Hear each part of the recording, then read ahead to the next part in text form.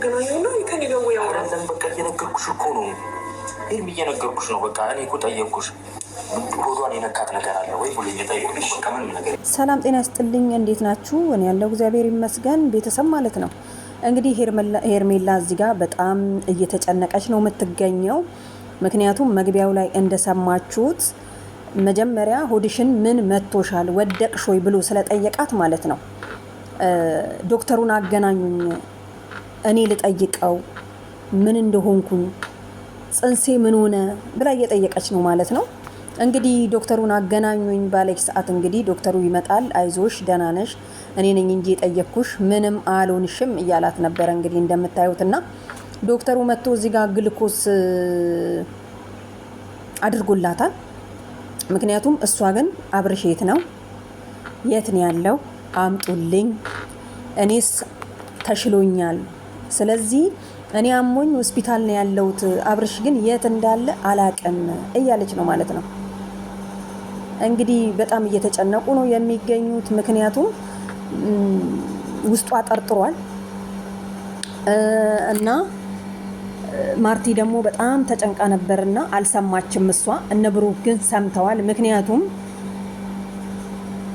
ጽንሱ እንደሌለ የተነገራቸው ይመስለኛል ማለት ነው።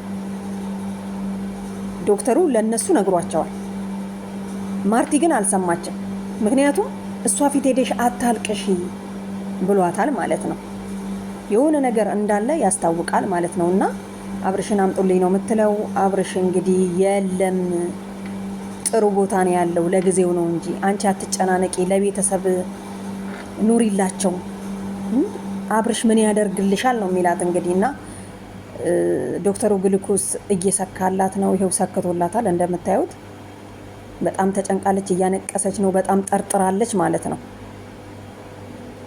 እና ሄርሜላ እንግዲህ በጣም ጭንቀት ውስጥ ናት። አንደኛ ስለ ጽንሱ ትጨነቃለች፣ ሁለተኛ ደግሞ ስለ አብርሽ ትጨነቃለች ማለት ነው። በጣም ብትመከር አይዞሽ ብትባል ልትሰማ አልቻለች። ብሩክም የተጨነቀ ነው የሚመስለው፣ ሚኪያስም። ማርቲ የሰማችው ነገር የለም ግን እንቧን ተናቋታል ማለት ነው።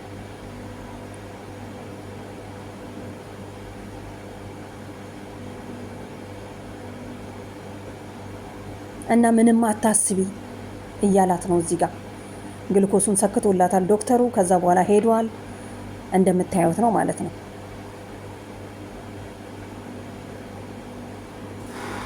ሰላም ጤና ይስጥልኝ። እንዴት ናችሁ? እኔ ያለው እግዚአብሔር ይመስገን። ቤተሰብ ማለት ነው እንግዲህ ሄርሜላ እዚህ ጋር በጣም እየተጨነቀች ነው የምትገኘው። ምክንያቱም መግቢያው ላይ እንደሰማችሁት መጀመሪያ ሆድሽን ምን መቶሻል ወደቅሽ ወይ ብሎ ስለጠየቃት ማለት ነው ዶክተሩን አገናኙኝ እኔ ልጠይቀው ምን እንደሆንኩኝ ጽንሴ ምን ሆነ ብላ እየጠየቀች ነው ማለት ነው። እንግዲህ ዶክተሩን አገናኙኝ ባለች ሰዓት እንግዲህ ዶክተሩ ይመጣል። አይዞሽ ደህና ነሽ፣ እኔ ነኝ እንጂ የጠየቅኩሽ ምንም አልሆንሽም እያላት ነበረ እንግዲህ እንደምታዩትና ዶክተሩ መጥቶ እዚህ ጋር ግልኮስ